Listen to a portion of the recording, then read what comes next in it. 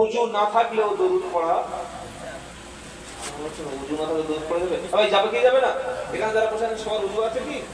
ওযু অনেকের নাই।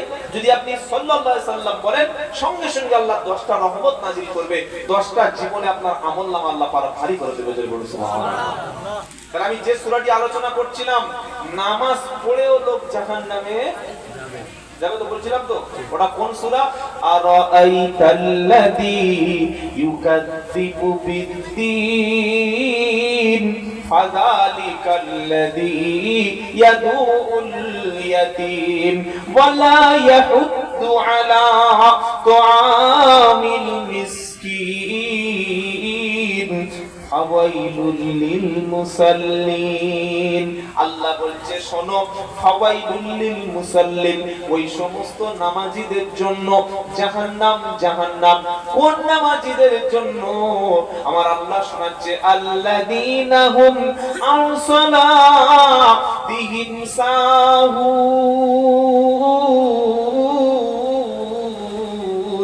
যারা নিজেদের নামাজ সম্পর্কে গাফেল হয়ে থাকে।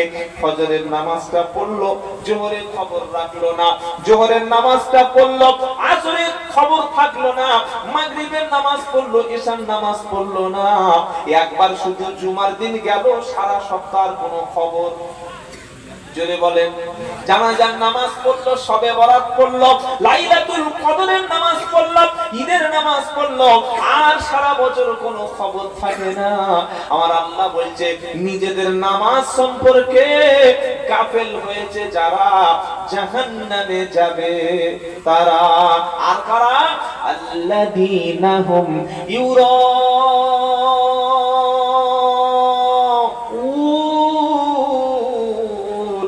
যারা লোক দেখানো নামাজ পড়ে। লোক দেখানো নামাজ কিরকম বুঝেছেন? শ্বশুর মারা গেছে, শ্বশুরের বাড়ি কতুলপুর, বুঝছেন তো বাঁকুড়া, কিংবা শ্বশুরের বাড়ি হলো আরামবাগ, শ্বশুরের বাড়ি পাশে বাঁকুড়ায়, এখান থেকে 300 টাকা বাইকে তেল ভরে গেছে, শ্বশুর মারা গেছে রাত 10টার সময়, জামাই একদম ভোর 4টের সময় হাজির। স্ত্রী বলছে দেখো আমার আব্বা মারা গেছে, আসর বাদ জানাজার নামাজ হবে, তো ফজরের সময় মসজিদে আযান হচ্ছে, নামাজটা পড়ে এসো। বলে শরীর ভালো লাগছে না, টানে না। জোহরের সময় মসজিদের পাশে শ্বশুরের বাড়ি, শালা বলছে, শালা বলে তো, শালা বলছে চলো ভাই নামাজটা পড়ে আসি, বলছে এখন ভালো লাগছে না। আসরের নামাজ কাজা হলো, এবার লাশ যখন বার করে নিয়ে আসছে, পকেটে ছিল একটা রুমাল, টুপি নাই। কোন রুমাল? যেটা দিয়ে নাক মুছেছে, ঘাম মুছেছে, কাশি হয়েছে, হাঁচি হয়েছে, রোগ জীবাণু যান, ওই রুমালটা মাথায় দিয়ে শ্বশুরের লাশ যখন সামনে এসেছে, আল্লাহু আকবার। এবার বলুন, ফজরের নামাজ কাজা ছিল, জোহরের নামাজ কাজা ছিল, আসরের ফরজ নামাজ যার কাজা ছিল, ফরজ নামাজ যার কাজা ছিল, তার জানাজার নামাজ কখনো কবুল। জোরে বলুন হবে না, জোরে বলুন হবে না। আগে ফরজে নামাজ পড়ে, ফরজে কিফায়া। মুসলমান এই ভুলটা করে, ফরজের নামাজ পড়ে না, জানাজার নামাজ পড়তে ছুটে যায়, তো গিয়েছে তাও ভালো, আল্লাহু আকবার বলে দোয়া আছে না নাই? কি চুপচাপ থাকলে নামাজ হয়ে যাবে তো? আল্লাহু আকবার বলার পরে সুবহানাকা আল্লাহুম্মা ওয়া বিহামদিকা ওয়া তাবারাকা ইসমুকা ওয়া তাআলা জাদ্দুকা ওয়া জাল্লা সানাউকা ওয়া লা ইলাহা গায়রুক।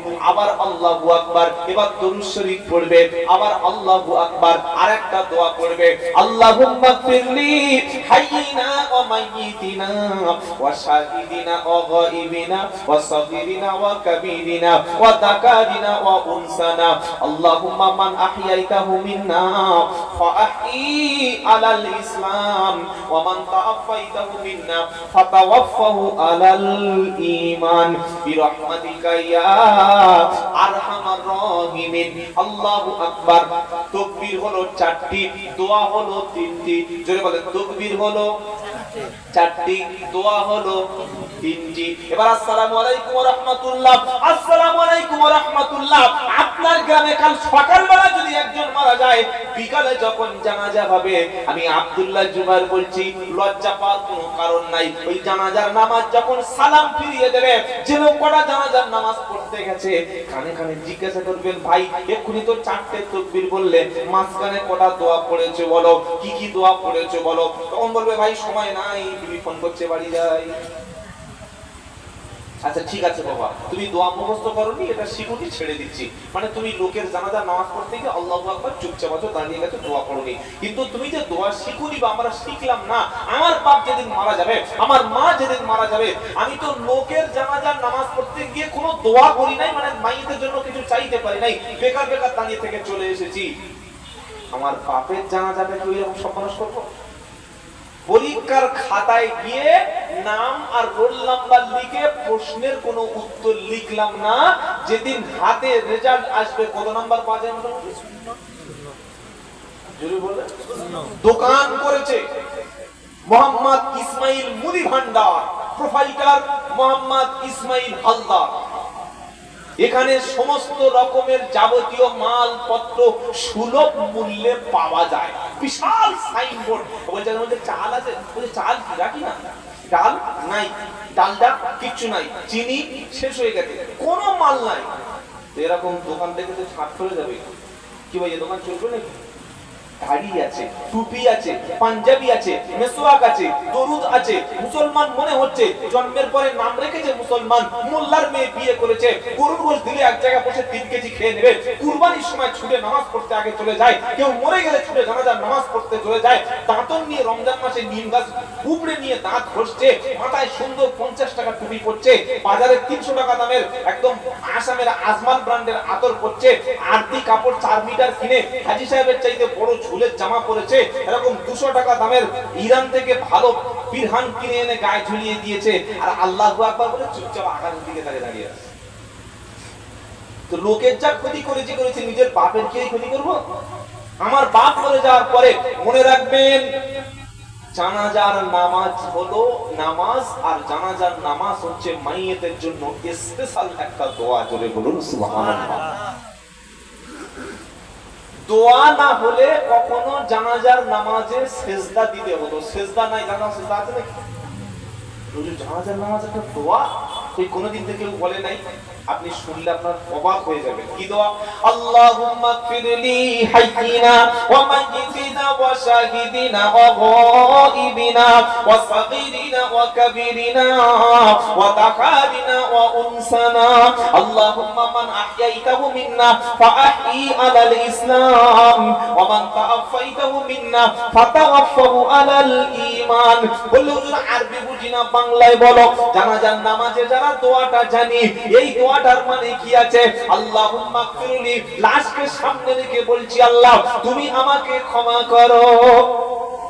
হাইয়িনা, পৃথিবীতে যত জীবিত ব্যক্তি আছে সবাইকে ক্ষমা করো। ও মাইয়িতিনা, শুধু এই মাইয়িত না, যত মৃত ব্যক্তি পৃথিবীতে আছে সবাইকে তুমি ক্ষমা করো। ও শাহিদিনা, যত ব্যক্তি এখানে উপস্থিত হয়েছে সবাইকে ক্ষমা করো। ও গায়িবিনা, যারা আসতে পারে নাই, অনুপস্থিত, তাদেরকে তুমি ক্ষমা করো। ও তাকারিনা ওয়া উনসানা, যত পুরুষ মানুষ সবাইকে ক্ষমা করো। ও উনসানা, যত নারী আছে সবাইকে ক্ষমা করো। ওয়াসাগিরিনা ওয়া কাবিরিনা, যত ছোট বাচ্চা আছে তাদেরকে ক্ষমা করো। ওয়া কাবিরিনা, যত বয়স্ক ব্যক্তি আছে তাদেরকে তুমি ক্ষমা করো। আল্লাহুম্মা মান আহইয়াইতাহু মিন্না ফাআহয়ি আলাল ইসলাম, আর যতদিন বাঁচিয়ে রাখবে ইসলামের উপরে আল্লাহ বাঁচিয়ে রাখো। যেদিন তুমি তুলে নেবে, মরণ দেবে, ঈমানের সঙ্গে মরণ দিও। এটা দোয়া না বদদোয়া? এই বাবাজি বলুন না, দোয়া না বদদোয়া? তো এই দোয়াটুকু অন্তত শিখতে পারি নাই, শিখি নাই, এটা লজ্জার না, কিন্তু শিখবো না এটাই লজ্জা। একটা লোক ল্যাংটো হয়ে পড়ছে, বুঝলেন? ল্যাংটো, ফুল উলঙ্গ, ওই নাগা সন্ন্যাসীদের মতো। দেখেছেন? আমাদের বাড়ি যাবে, ওখান থেকে সাগর মেলা হয়। সুন্দরবনে কি হয়? সাগর মেলা। একদম ফুল উলঙ্গ মাল দাঁড়িয়ে আছে, সব দেখা যাবে। তার নাম হচ্ছে নাগা সন্ন্যাসী। এরকম লোক যদি কেউ আসে মাঝখানে এসে বসে, লোক হলে পাগল পাগল, এই একটা লুঙ্গি এনে পুরো, তখন সেই র্যাঙ্ক তো উলঙ্গ লোকটা যায়, আমি পাগল, আমার গ্রাজুয়েশন কমপ্লিট আছে, সার্টিফিকেট আছে, আজকে পাগল বলবে? বলছেন না কেন? যে গ্রাজুয়েশন কমপ্লিট করেছে, যে বিএ পাস, সে কোনোদিন পাগল বলে? আমি ভালো, আমার ব্রেন সব ঠিক আছে, ফোন আছে, স্মার্টফোন আছে, তবে যে পোশাক পরিসনি কেন? পরবো না। কেউ পোশাক পরেনি উলঙ্গ, সেটা তার ভুল। আর কেউ যদি তার ভুলটা ধরিয়ে পোশাকটা পরিয়ে দেয়, সে যদি না পরতে চায়, এটা ভুল না এটা অন্যায়? মুখটা একটু খুলুন। বুঝতে পারলাম না কি বললাম? কেউ উলঙ্গ হয়েছে, পোশাক পরেনি, সেটা ভুল।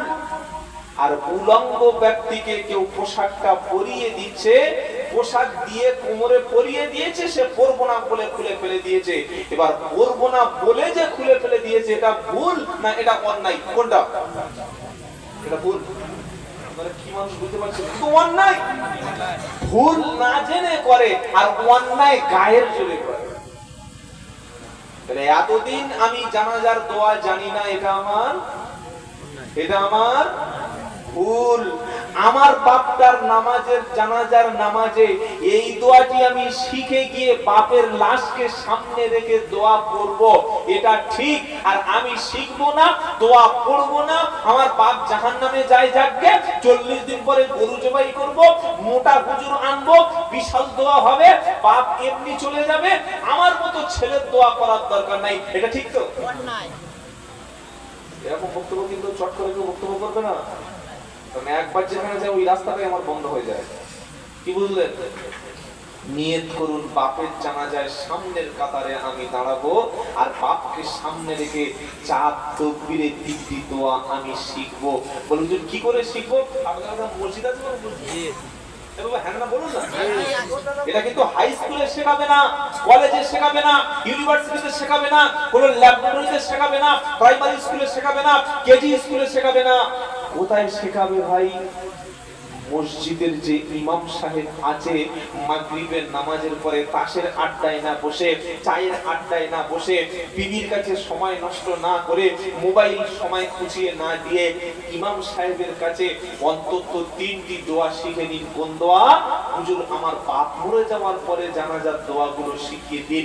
এটা বলে শিখে নিয়ে বাপের জানাজার নামাজে যদি আমি দোয়া করতে পারি, আর বাপের লাশটা যেদিন কবরে রেখে সবাই বাড়ি চলে যাবে, সবাই চলে যায়, যাক, আমি আমার বাপের জন্য দোয়া করবো। কি ভাই, এটা ঠিক বলছি না ভুল বলছি? তুই দোয়া না করবি, না করবি, আমার কি যায়? না করবি, না করবি, বাপ তো আমার।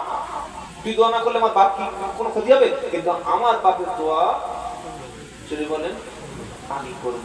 সবাই যখন কাজের দোহাই দিয়ে ব্যস্ত আছে, দোকান খুলতে হবে, ব্যবসা করতে হবে, অমুক জায়গায় যেতে হবে, পালিয়ে চলে গেছে, আমি আমার বাপের কবরের পাশে চুপচাপ দাঁড়িয়ে থাকবো, আস্তাগফিরুল্লাহ পড়ে, দরুদ শরীফ পড়ে, তাওবা ইস্তিগফার পড়ে, কিবলামুখী হয়ে আল্লাহর কাছে হাত দুখানা তুলে বলবো, রব্বুল আলামিন, আমি যখন ছোটবেলায় অসুস্থ ছিলাম, ডাক্তারখানায় ভর্তি ছিলাম, হসপিটালে ভর্তি ছিলাম, আমার বাপ ডাক্তারের কাছে রেখে আমাকে ঘুমিয়ে যায় নাই, ডাক্তারখানার ভিতরে আমার চিকিৎসা হচ্ছিল, আমার অপারেশন হচ্ছিল, আমার মা এবং আমার বাপ রুমের বাইরে সারাক্ষণ ডাক্তারখানা হসপিটালের গ্রিল ধরে ছটফট করেছে, চোখের পানি ফেলেছে, আর বলেছে, ডাক্তার যত টাকা লাগে লাগুক আমি টাকা দেব। মা বলেছে, আমার সোনার গলার চেন বিক্রি করে দেব, আমার হাতের আংটি বিক্রি করে বন্ধক দিয়ে আমার বাচ্চাটা সুস্থ করতে হবে। ওগো আল্লাহ, আব্বা একটু আগে আমাদের থেকে চলে গেছে, আব্বার সবচাইতে কঠিন জায়গা কবরে বন্দী হয়ে গেছে, আল্লাহ গো, আমার আব্বার কবরের সওয়ালটা তুমি সহজ করে দিও। রব্বির হামহুমা কামা রব্বায়ানি সগীরা। আমি আব্দুল্লাহ জুবের বলে যাচ্ছি, শোনো, পৃথিবীর সব বক্তা, সব মুফতি সাহেব, সব পীর সাহেব যদি তোমার বাপের জন্য দোয়া করে, এই দোয়াটি হবে ভাড়া দোয়া, ভাড়া করা দোয়া। আর তুমি নিজের সন্তান হাফেজ হও, আলেম হও, মূর্খ হও, অশিক্ষিত হও, শুধু যদি আল্লাহর কাছে বাংলায় বলো, আল্লাহ আমার আব্বা যেভাবে কষ্ট করে মানুষ করেছে, এখনই আমার কবরে, আব্বার কবরে ফেরেশতা আসবে, মার রব্বুক মা দীনুক মান নবী, 3টি প্রশ্ন করবে, আমার বাপ একা, কেউ নাই, আল্লাহ আমার বাপের তুমি রহম করো, ক্ষমা করে দিও। সন্তানের প্রকৃত চোখের পানি যদি এক ফোঁটা ওই মাইয়েতের দাফন করার পরের মুহূর্তে বাপের কবরের পাশে দাঁড়িয়ে যদি কেউ কাঁদতে পারে, আমার আল্লাহ রাব্বুল আলামিন বলে, ফেরেশতারা ওর কবরের সওয়াল হালকা কর, আযাবটা হালকা কর। বলে কেন? বাড়ির কবরের পাশে ওর সন্তান দাঁড়িয়ে কাঁদছে। যে সন্তান বাপের জন্য কাঁদে, ওই সন্তানের কান্না আমি আল্লাহ কখনো বরদাস্ত করি না। ওর কবরের আযাবকে আমি হালকা করে দিলাম। জোরে বলুন না। বিরিয়ানি খেয়ে গিয়ে শুয়ে পড়লাম। বছরে একদিন নবী দিবসে আসলাম আর নিজেকে বললাম আশিকে রাসূল।